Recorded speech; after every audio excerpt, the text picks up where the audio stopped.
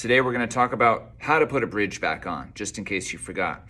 So this is a pretty common problem. The reason it's a common problem is because a bridge is not attached with glue. It's just held there by the pressure of the strings. The first thing to do in this situation is definitely don't shove it back in there. You actually have to loosen the strings first. Also, try to identify which part of the bridge is going to go on which side. The taller side of the bridge is going to be under your lower sounding string, and the shorter side of the bridge is going to be under your highest sounding string. The first thing we do in this case is I'm going to put my fingers under those strings.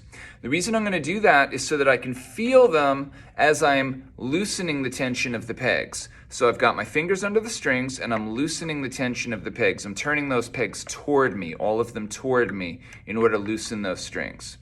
And what I've done now is I've gotten the strings loose to the point where I'm not going to risk breaking the bridge when I try to put it back in. So I've gotten them a little bit loose. What I'm going to do now, I'll go ahead and adjust this down. Now what I'm going to do is I'm going to very carefully, with the taller side going to my lower sounding string, I'm going to go ahead and take my fingers, I'm going to support it on both sides. I'm going to put the strings in their respective notches, and then I'm going to go ahead and, with both fingers, you can see I'm putting it back in. Now, where the bridge is supposed to be placed is another factor. It should be evenly between these two spaces, and there is a little notch here, and it should actually be pointing to the bridge. So that's how we know that the bridge is in the right place on the instrument and that it's centered. And of course, the last thing to check is that you have a 90-degree angle, and this could be improved a little bit. A 90-degree angle from the bottom of the bridge to the body of the instrument there. And now your bridge is back, and chances are this is going to sound completely out of tune because we just took the bridge off. So we're going to go ahead and hear a reference pitch, and we're going to pluck the string as we tune it, get it close, counterweight, push in.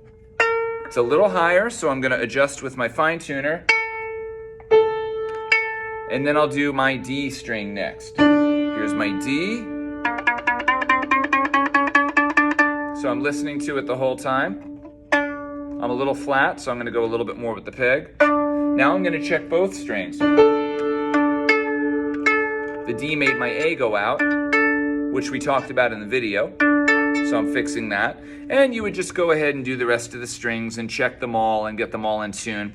Another thing you can do is just very carefully just give the strings a little bit of a stretch, and that'll get some of the extra room in them out, and they won't go out of tune on you as much, especially true of new strings. You don't want to yank them and pull them, but just a little bit of a tug just to give them a little stretch sometimes helps. That's it for this video. It's just something that I thought I should have added before. So if you have a bridge fall off, watch it. And if you don't have a bridge fall off, save this video for the day that it happens. Hopefully it never happens. Have a good day, everybody. I'll see you later.